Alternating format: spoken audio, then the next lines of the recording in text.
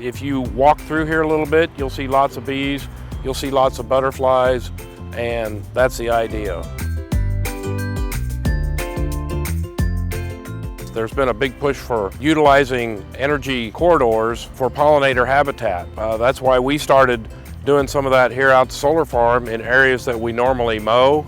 We decided to convert over to pollinator habitat for bees and butterflies. Typically, they say the first year you get the seed in the ground and the plants will sleep. The second year they'll creep. You'll start to see some of those coming above ground and you'll start seeing flowers and things like that. And then the third year they leap.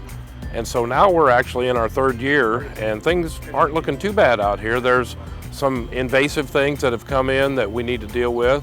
But for the most part, it looks pretty decent out here and you can see a lot of activity, bees and butterflies all throughout here. We were approached by 417 Bees to put some bee boxes out here for honey and things like that. But those bees are different than native bees. Native bees pollinate typically native plants that are grown here in Missouri.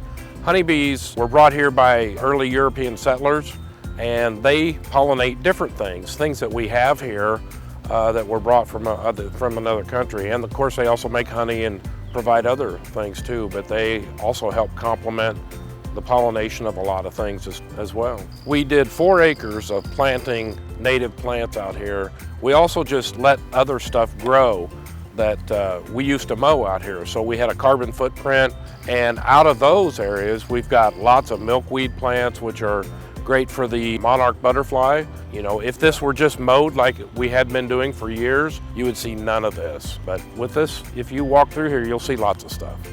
And so that's kind of the whole goal.